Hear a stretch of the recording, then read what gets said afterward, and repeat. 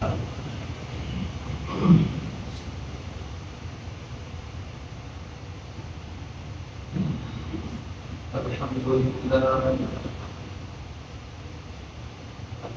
لله نحمده ونستعينه ونستغفره ونؤمن به ونتوكل عليه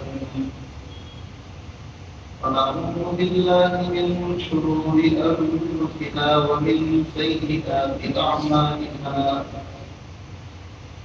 من يهده الله فلا مضل له ومن يضلله فلا هادي له ونشهد أن سيدنا ومرشدنا ومولانا محمدا عبده ورسوله أما بعد فأعوذ بالله من الشيطان الرجيم بسم الله الرحمن الرحيم لقد جاءكم رسول من أنفسكم عزيز عليه ما عنتم حريص عليكم بالمؤمنين رؤوف رحيم فإن تولوا فقل حسبي الله لا إله إلا هو عليه توكلت وهو رب العرش العظيم. وقال الله تبارك وتعالى ألم تر كيف فعل ربك بأصحاب الفيل ألم يجعل كيدهم في تخذيب وأرسل عليهم طيرا أبابيل ترميهم بحجارة من سجيل فجعلهم كعصف مأكول. أعوذ بالله صدق الله العلي العظيم. وقال النبي صلى الله تعالى عليه وسلم المرء مع من أحب أو كما قال النبي صلى الله تعالى عليه وسلم اللهم صل على سيدنا ومولانا محمد وبارك وسلم. اللهم صل على محمد وعلى آل محمد كما صليت على إبراهيم وعلى آل إبراهيم إنك حميد مجيد. يا رب صل وسلم دائما أبدا على حبيبك خير الخلق كلهم هو الحبيب الذي ترجى شفاعته لكل حول من الأحباب مقتدم.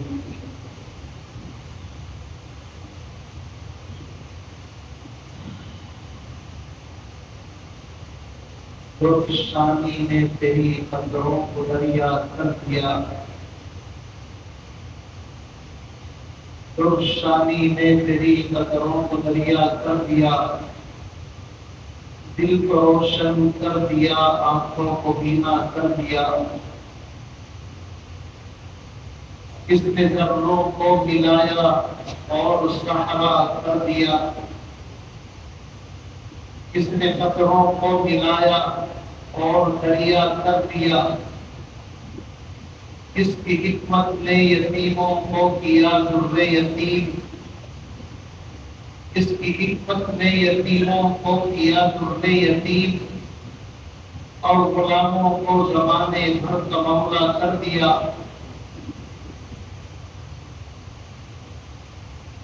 اس کی حکمت نے یتیموں کو کیا ذر یتیم اور غلاموں کو زمانے بھر کا مولا کر دیا. اور خود نہ تھے جو راہ پر اوروں کے ہاتھی بن گئے. خود نہ تھے جو راہ پر اوروں کے ہاتھی بن گئے. کیا نظر تھی جس نے مردوں کو مسیحا کر دیا. انتہائی واجب الاحترام بزرگوں دوستوں بھائیوں آقا مدنی جناب محمد رسول اللہ صلی اللہ علیہ وسلم کا ذکر خیر باعث شہادت ہے باعث شرف ہے. آپ علیہ الصلوۃ والسلام کی زندگی کے پہلو کو بیان کرنا، آپ کی سیرت و صورت، آپ کے کمالات کو بیان کرنا، یہ بیان کرنے والے کی خود بہت بڑی سعادت اور نیک بختی کی بات ہے۔ پیغمبر علیہ السلام کے کمالات کو لوگوں نے اپنے اپنے الفاظ میں بیان کرنے کی کوشش کی۔ کسی نے نبی علیہ السلام کے حسن کو دیکھا تو اس نے یہ کہا وَأَحْسَنُ مِنْكَ لَمْ تَرَ قَطُّ عَيْنِي وَأَجْمَلُ مِنْكَ لَمْ تَلِدِ النِّسَاءُ خُلِقْتَ مُبَرَّأً مِنْ كُلِّ عَيْبٍ كَأَنَّكَ قَدْ خُلِقْتَ كَمَا تَشَاءُ۔ یہ عربی کے اشعار ہیں، ان کا ترجمہ یہ ہے وَأَحْسَنُ مِنْكَ لَمْ تَرَ قَطُّ عَيْنِي، محبوب آپ سے زیادہ حسین جمیل میں نے آج تک کائنات میں کوئی فرد کوئی انسان نہیں دیکھا۔ وَأَحْسَنُ مِنْكَ لَمْ تَرَ قَطُّ عَيْنِي، میری آنکھوں نے آپ سے زیادہ حسین اسمارت خوبصورت کوئی چہرہ نہیں دیکھا۔ اور دیکھتے بھی کیسے جب اللہ نے پوری کائنات میں ایک ہی نمونہ بنایا ہے۔ پیغمبر علیہ السلام کے آپ دیکھیے نہ کوئی بھائی ہے حقیقی نہ کوئی بہن ہے۔ پیغمبر علیہ السلام کو اللہ نے در یتیم جیسے سیپی کے اندر ایک نایاب اور قیمتی موتی ہوتا ہے، اس انداز سے کچھ سانچے کے اندر ایک ہی ون پیس آپ کے سکتے ہیں۔ پوری کائنات میں آپ علیہ السلام کو چھانٹ کر چن کر کے بنایا ہے۔ وَأَحْسَنُ مِنْكَ لَمْ تَرَ قَطُّ عَيْنِي وَأَجْمَلُ مِنْكَ لَمْ تَلِدِ النِّسَاءُ، کسی ماں نے آج تک آپ جیسا حسین بچہ نہیں جانا۔ اور آگے فرمایا خُلِقْتَ مُبَرَّأً مِنْ كُلِّ عَيْبٍ، اللہ نے آپ کو ہر عیب سے پاک صاف کر کے بھیجا۔ پہلی بات تو آپ سے کوئی گناہ ہوا نہیں، انبیاء معصوم ہوتے ہیں۔ اللہ نے اول اور آخر تمام گناہوں کو معاف کر کے تب بھیجا۔ فرمایا خُلِقْتَ مُبَرَّأً مِنْ كُلِّ عَيْبٍ كَأَنَّكَ قَدْ خُلِقْتَ كَمَا تَشَاءُ، آپ تو ایسے پیدا ہوئے ہیں جیسا اللہ نے آپ کو چاہا، کہ جیسا آپ نے اللہ سے چاہا۔ میرے عزیز بھائیوں، الگ الگ شعراء نے اس میدان میں کوششیں کی پیغمبر کی تعریف کرنے کی۔ کسی نے کہا ہے کمال رتبہ مصطفیٰ خلق الہدی فی کمالہ، ہے کمال رتبہ مصطفیٰ، یعنی مصطفیٰ پیغمبر علیہ السلام جن کمالات پر ہیں وہاں تک کوئی فرق نہیں پہنچا۔ ہے کمال رتبہ مصطفیٰ بلغ الہدی فی کمالہ، کسی ایک ادا کی تو بات کیا، حسنت جمیع خصالہ، دنیا میں لوگ تعریف کر دیتے ہیں اس بندے میں یہ چیز اچھی ہے، اس بندے میں یہ چیز اچھی ہے۔ شاید کہتا ہے کس چیز کی تعریف کرے، ہر چیز چھانٹ کر کے اللہ نے آپ کو عطا فرمائی۔ آپ کے اخلاق کو دیکھیں تو انک لعلی خلق عظیم، تو وہ بھی گر جائے گی، لیکن آپ کے اخلاق کی بلندی تک انسان نہیں پہنچتا۔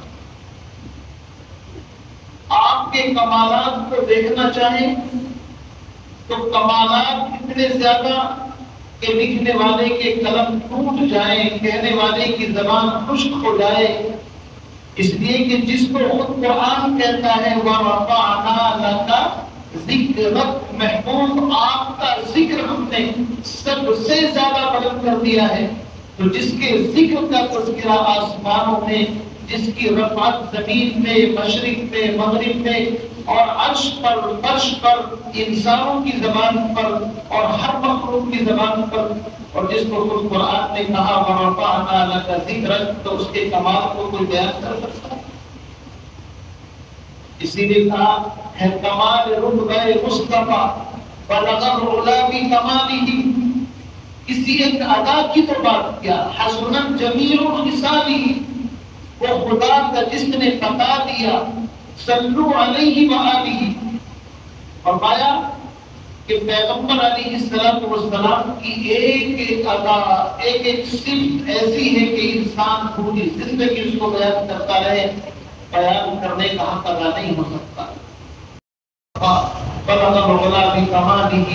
کسی ایک ادا کی تو بات کیا، حسنت جمیع خصالہ، اور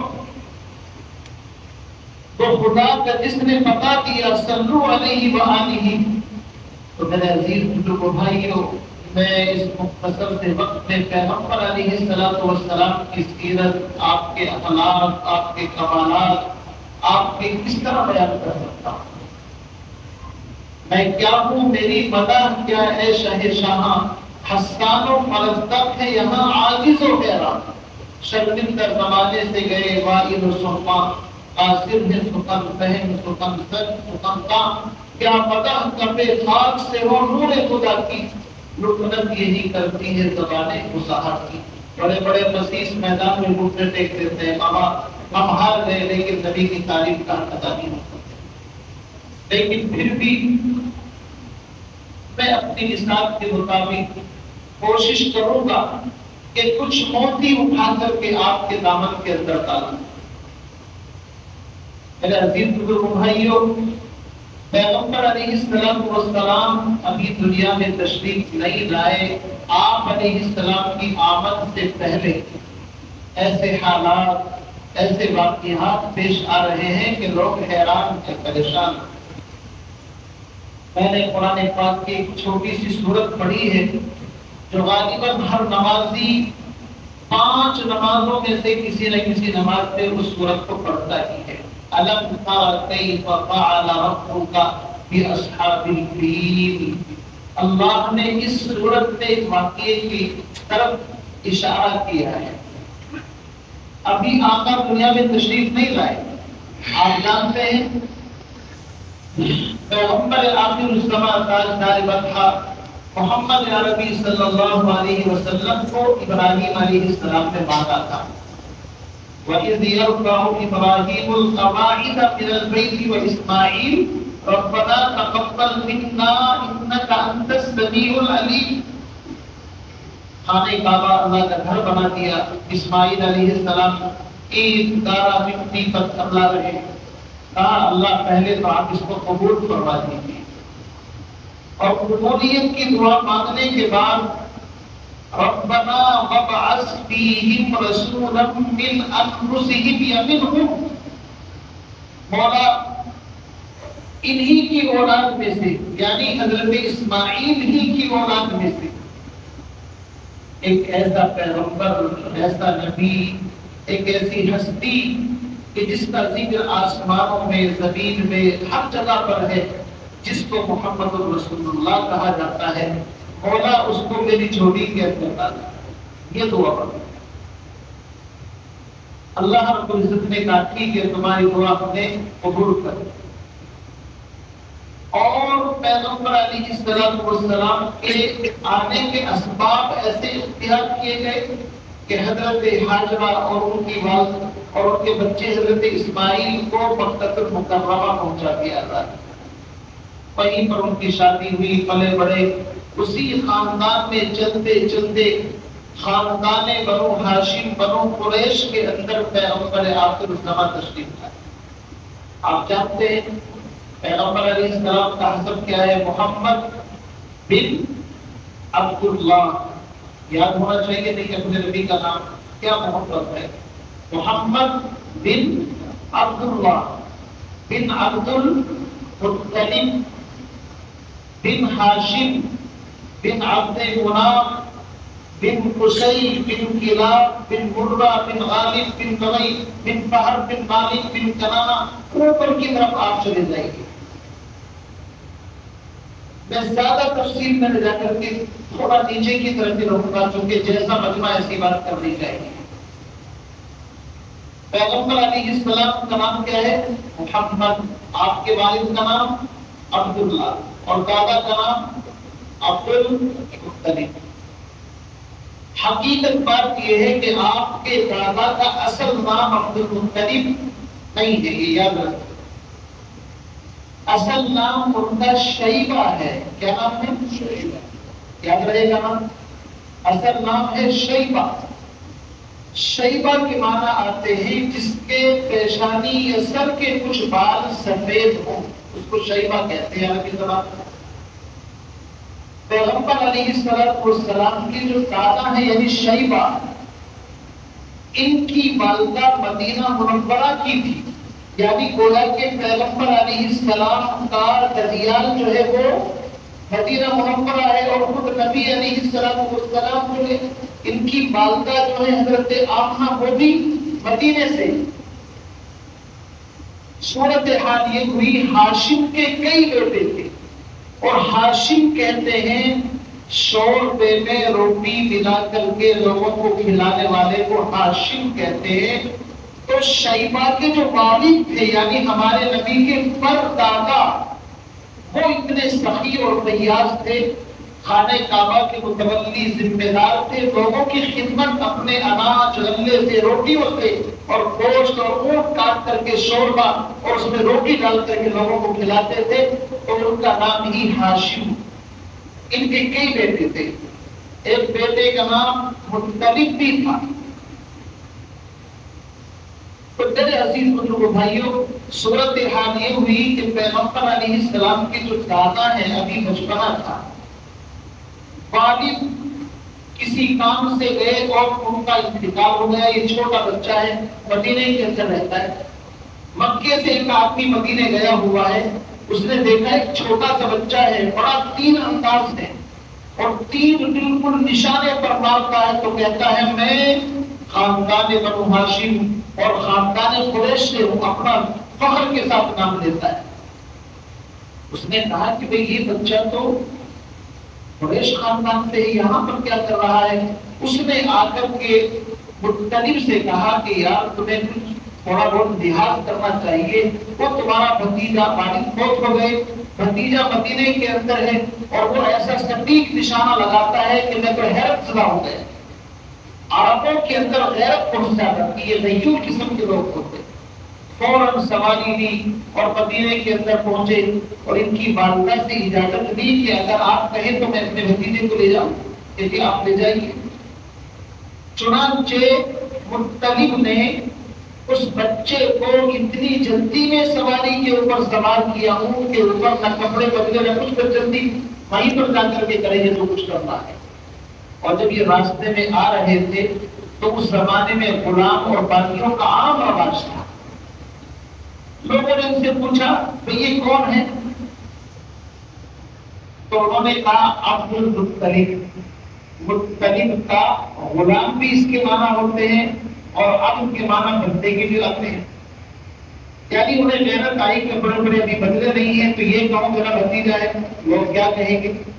جلدی سے ان کو لے جایا، غسل وغیرہ کپڑے اچھے پہنائے اور پھر ان کو خانے کعبہ میں لے کر کے آئے اور اعلان کیا کہ میرا بھتیجا ہے. لیکن لوگوں میں مشہور ہو گیا عبد المطلب. مطلب کا غلام تو اصل نام شیبہ تھا اور مطلب ان کو اپنے ساتھ وہاں سے لے کر کے آئے تو ان کا نام پوری دنیا میں آج جب بھی لیں گے محمد بن عبداللہ بن عبد المطلب. اصل نام شیبہ ہے، ان کا اصل نام ہی غائب ہو گیا. تو بہرحال یہ اتنے وجیز خوبصورت خانے کعبہ کے متولی نگراں بن، ان کے پاس خانے کعبہ کی چابیاں. تو میرے عزیز بھائی یہ وہ شخص ہے کہ جن کے پھر اللہ نے 10 یا 11 بیٹے عطا فرمائے. شیبہ یعنی عبد المطلب کو کتنے بیٹے دیے اللہ نے؟ 10 یا 11 بیٹے. اور ان میں سب سے آخری بیٹے کا نام عبداللہ ہے جو حضور کے والد تھے. عبد المطلب شیبہ ان سے بہت پیار کرتے ہیں، چھوٹے بچے سے محبت زیادہ ہوتی ہے. انہوں نے ایک منت مانگی تھی، اللہ نے اگر مجھے اولاد دی، اتنے بیٹے دیے. اب ظاہر بات ہے کہ ایک بیوی سے تو نہیں ہوں گے، یہ بھی اگر کہ اس زمانے میں شادیاں بھی کئی گئی ہوگی. تو انہوں نے منت مانگی کہ میں اپنے ایک بیٹے کو اللہ کے نام پر قربان کروں گا. چنانچہ جب وہ منت کے پورا کرنے کا وقت آیا تو انہوں نے قرآن ڈالا پرچی تو نام عبداللہ کا نکل آیا. اب عبداللہ تو جگری ہے بھائی، سب سے خاص ہے، کیا کیا جائے؟ وہ لمبا واقعہ ہے. عرب کے اندر ایک عورت تھی جو تورات یا انجیل کی ماہر تھی یا کاہنہ تھی، اللہ بہتر جانے، اس نے ایک رائے دی کہ ایک کام کرو، ایک طرف ایک پرچی عبداللہ کے نام کی بنا لو، دوسری طرف اونٹوں کے نام کی بنا لو، ہر مرتبہ پرچی ڈالو، جب جب عبداللہ کا نام آتا ہے پرچی ڈالتے رہو، جب اونٹوں کا نام آ جائے تو معاملہ ختم کر دینا۔ عبد المطلب نے ایک طرف عبداللہ کے نام کی پرچی دی اور دوسری طرف 10 اونٹ، ایک طرف 10 اونٹ اور ایک طرف عبداللہ، پرچی ڈالتے رہے یہاں تک کہ بار بار عبداللہ کا نام آیا۔ جب 100 اونٹوں کا نمبر آیا تو اس وقت پھر پرچی اونٹوں کے نام پر رکھی۔ انہوں نے پھر سوچا ہو سکتا غلطی سے نکل گئی ہو، دوبارہ ڈالی تو پھر جس میں 100 اونٹ لکھا ہوا تھا وہی، پھر تیسری مرتبہ۔ تو اس طریقے سے پیغمبر علیہ السلام کے جو والد ہیں عبداللہ، اللہ نے ان کے عوض میں 100 اونٹوں کو قربان کرایا۔ اور یہ کم کی بات ہے، ابھی آپ دنیا میں تشریف نہیں لائے، آپ کے والد کے لیے اللہ کی طرف سے یہ حفاظت کا انتظام ہو رہا۔ میرے عزیز بھائیو، آپ کے جو بیٹے ہیں عبداللہ 18 سال کی یا 16 سال کی عمر ہوئی تو شادی کی عمر ہوتی ہے، بڑے بڑے قبیلوں سے پیغام آئے، یہاں تک لکھا ہے کہ جب ان کے والد عبد المطلب ان کی شادی کے لیے مدینے کی طرف ان کو لے کر کے جا رہے تھے، راستے میں ایک راہبہ، ایک عورت، اس نے عبد المطلب کو اپنی حضرت عبداللہ کو دعوت دی کہ میں کچھ بات کرنا چاہتی ہوں۔ انہوں نے کہا بات کرنا چاہتی ہوں، چنانچہ وقت دیا کہ ٹھیک ہے بات کیجیے۔ 2-4 باتیں اس نے کی، اس کا مقصد یہ تھا وہ شادی کرنا چاہتی کہ ہم آپ سے شادی کرنا چاہتے ہیں۔ حضرت عبداللہ جو پیغمبر علیہ السلام کے والد ہیں، انہوں نے کہا کہ ہم شریف خاندان سے ہیں، اپنے والد کی مرضی کے بغیر شادی نہیں کر سکتے۔ چنانچہ لمبا واقعہ ہے، مدینے کے اندر گئے، وہاں پر حضرت آمنہ جن کی شادی ہو گئی۔ اور آپ جانتے ہیں کہ ابھی پیغمبر علیہ السلام کی عمر، یعنی عمر تو چھوڑیے، ابھی آپ اپنی والدہ کے بطن مبارک کے اندر ہیں، 6-7 مہینے کا حمل ہے، اور جناب عبداللہ تجارت کے لیے اپنی بیوی سے کہہ کر کے گئے کہ اللہ ہمیں کوئی خوبصورت نیک سیرت بیٹا عطا فرمائے تو ہم اپنی خوشیاں، ہر انسان کی تمنا ہوتی ہے پہلی اولاد جب اللہ کو دیتا ہے۔ لیکن صورت حال یہ ہوئی، حضرت عبداللہ بیمار ہوئے اور اسی حالت میں ان کا انتقال ہو گیا، یعنی آپ اپنے بیٹے کے چہرے کو بھی نہیں دیکھ سکتے۔ اسی کو قرآن نے کہا ہے الم یجدک یتیما فآویٰ، محبوب آپ یتیم تھے، ہم نے آپ کو ٹھکانہ دیا، اور ایسا یتیم کہ جس کی یتیمی کے صدقے میں ساری دنیا کے یتیموں کو عزت ملی۔ پیغمبر علیہ السلام کی آمد پر بیواؤں کو عزت ملی، عورتوں کو، مظلوموں کو عزت ملی۔ الم یجدک یتیما فآویٰ، حضرت آمنہ پر کیا گزری ہوگی آپ اندازہ نہیں لگا سکتے۔ کتابوں میں لکھا ہے سیرت کی کہ حضرت عبد المطلب اپنی بیوہ بہو کا بہت خیال رکھتے تھے، کیونکہ بیٹے کا انتقال ہو گیا، اور بیٹا بھی وہ کہ جس کے نام پر 100 لوگ قربان کیے، کوئی معمولی بات نہیں۔ ایک مرتبہ عبد المطلب کی اہلیہ نے حضرت عبد المطلب کے کان میں کہا کہ لوگ کچھ باتیں بناتے ہیں کہ آپ کی جو بیوہ بہو ہے یہ جس راستے سے، جس گلی سے، جہاں سے گزرتی ہے عجیب طرح کی خوشبو آتی ہے، اور بیوہ عورت خوشبو استعمال کرے تو اچھا نہیں سمجھا جاتا، اور میری ہمت نہیں کہ میں ان سے سوال کروں۔ عبد المطلب نے کہا کہ آپ ہی معلوم کر لو، میں مرد ہوں، میں پوچھتا کیا اچھا لگتا، کبھی آپ پوچھیں۔ چنانچہ عبد المطلب نے ہمت کر کے کہا کہ بیٹی آپ جہاں سے گزرتی ہیں، جس جگہ پر بیٹھتی ہے عجیب طرح کی خوشبو آتی ہے، اور خوشبو بھی کوئی ادنا درجے کی نہیں، اعلیٰ کوالٹی کی خوشبو۔ تو میرے عزیز بھائیوں، حضرت آمنہ رونے لگی اور رو کر کے کہا ابا جان میں کیا کروں، میں تو بیوہ عورت ہوں، نہ کبھی مارکیٹ گئی نہ کبھی دکان، کہیں کسی سے آج تک اس سلسلے میں کوئی بات چیت نہیں کی۔ مسئلہ یہ ہے کہ جب سے ایک امانت میرے وطن کے اندر آئی ہے میں عجیب طرح کی کرامتیں محسوس کرتی ہوں، یہ خوشبو بھی اسی وقت سے مجھے آتی ہے، اور صرف خوشبو نہیں، فرمایا کہ میں اگر کہیں سے گزروں تو پتھر مجھے سلام کرتے۔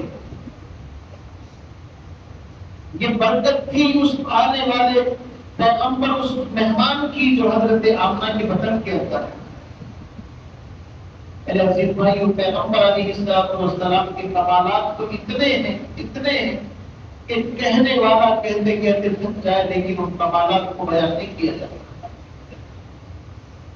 حضرت عبد المطلب سمجھ گئے کہ واقعی یہ بچہ جو پیٹ کے اندر ہے کوئی معمولی نہیں، بڑی عظمتوں کا مالک ہے۔ چنانچہ جو قرآن پاک کی سورت میں نے آپ کے سامنے پڑھی ہے، اس کا منظر یہ ہے کہ ابھی آپ دنیا میں تشریف نہیں لائے، تقریباً 50 یا 52 دن پہلے کا واقعہ ہے، یعنی آپ کی پیدائش سے 50، 55 یا 52 دن پہلے کا واقعہ ہے کہ یمن کا گورنر تھا،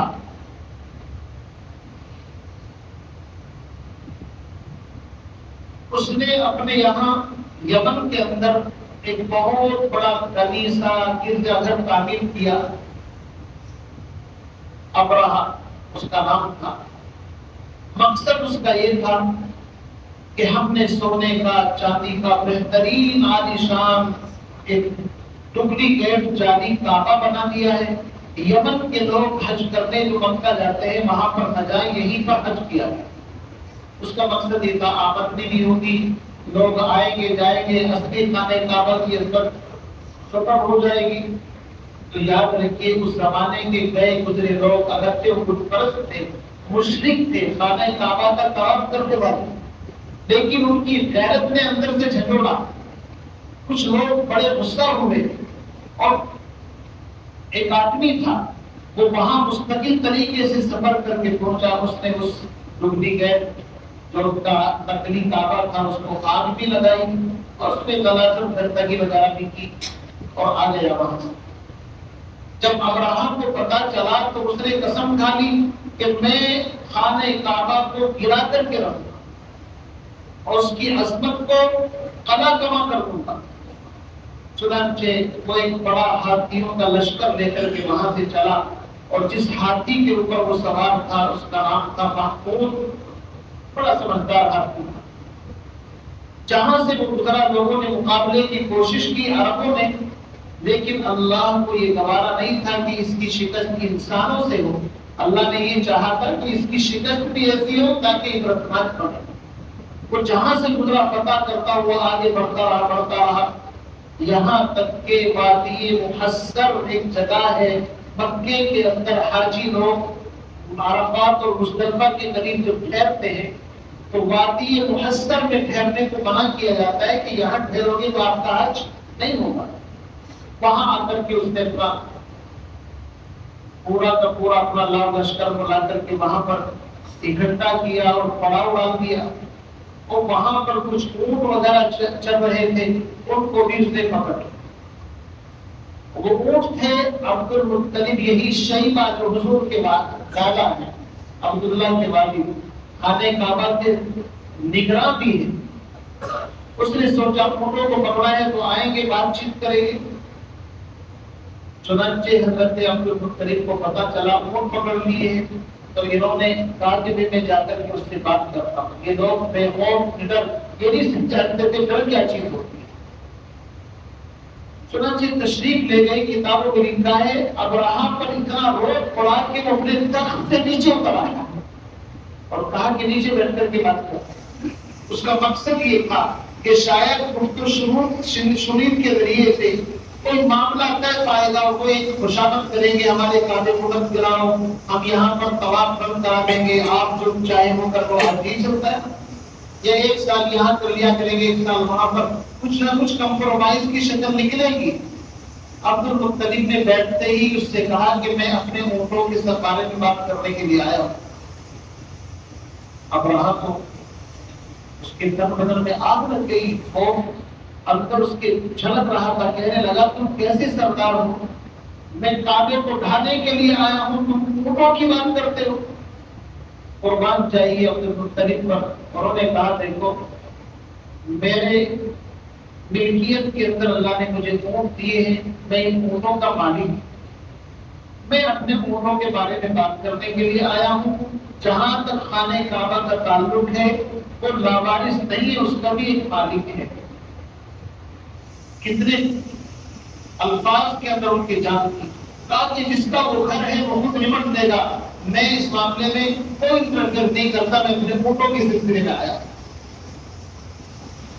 اب صورتحال جانتے ہیں کیا ہوئی؟ صورتحال یہ ہوئی، اونٹ تو چھوڑ دیے گئے، وہ لے کر کے آ گئے، اور حضرت عبد المطلب نے مکے کے لوگوں کو خبردار کر دیا کہ اس کا ارادہ ایسے ایسے۔ سب لوگ کسی پہاڑی کے اوپر یہ کہاں چلے گئے، اور بعض کتابوں میں لکھا ہے کہ حضرت آمنہ کو لے کر کے خانہ کعبہ کے اندر، ابھی آپ پیدا نہیں ہوئے، ابھی 50 دن پہلے کا واقعہ ہے، 52 دن پہلے کا واقعہ ہے۔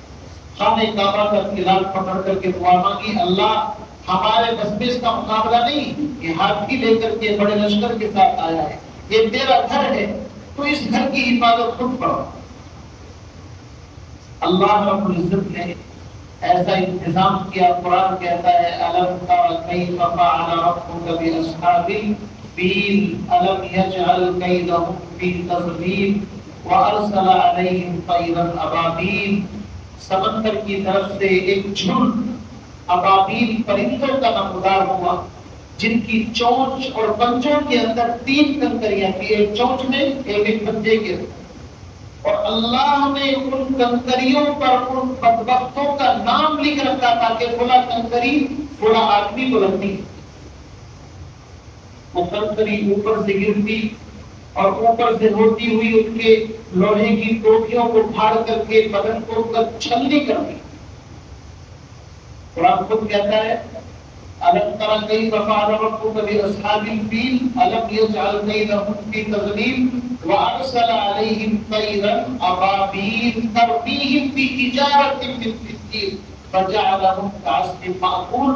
ایسا کر دیا جیسے جانور بھوسے کو کھاتا ہے اور اس کو پھر واپس نگل دیتا ہے، بالکل ایک دم عجیب کیفیت ہوتی ہے۔ اللہ نے انجام کر دیا۔ یہ واقعہ اتنا مشہور ہوا، اس سال کا نام ہی پڑ گیا عام الفیل، ہاتھیوں والا سال۔ اور وہ جو اس کا محمود نامی ہاتھی تھا، اس کے بارے میں لکھتا ہے اس کو کعبے کی طرف چلاتے تھے، نہیں چلتا تھا، بیٹھ جاتا، وہ کعبے کی عظمت ہو جاتا تھا، اور دائیں بائیں چلاتے تھے تو بھاگتا تھا۔ وہ بربخت پھر بھی نہیں سمجھا۔ میرے عزیز بزرگوں بھائیوں، پیغمبر علیہ السلام کی آمد سے پہلے واقعات ہوئے۔ ایران کے آتش کدے میں ہزاروں سال سے آگ روشن تھی، وہ بجھ گئی۔ فارس، شاہ فارس کے جو محلات کے کنکورے تھے، وہ 14 کنکورے دھڑام سے زمین کے اوپر گر گئے۔ تو آنے والے واقعات بتا رہے تھے کہ اس زمین کے اوپر کوئی نہ کوئی انقلاب ہونے والا ہے، اور کوئی انقلاب تھا جناب محمد رسول اللہ صلی اللہ علیہ وسلم۔ اسی لیے کسی نے کہا ہے سلام اس پر کہ جس نے بے کسوں کی دستگیری کی، سلام اس پر کہ جس نے تالیاں سن کر دعائیں دی، سلام اس پر کہ جس کے گھر میں چاندی تھی نہ سونا تھا، سلام اس پر کہ ٹوٹا بوریا جس کا بچھونا تھا، سلام اس پر کہ اسرار محبت جس نے سمجھائے، اور سلام اس پر کہ جس نے کھولتی مشکیں اسیروں کی۔ آپ ماہر القادری کا ایک کلام پڑھیے، کیا عجیب کلام ہے۔ اللہ تعالیٰ اس پیغمبر کی عظمت اور اس کی سنتوں کے مطابق ہمیں زندگی گزارنے کی توفیق عطا فرمائے۔ وآخر دعوانا الحمد للہ رب العالمین۔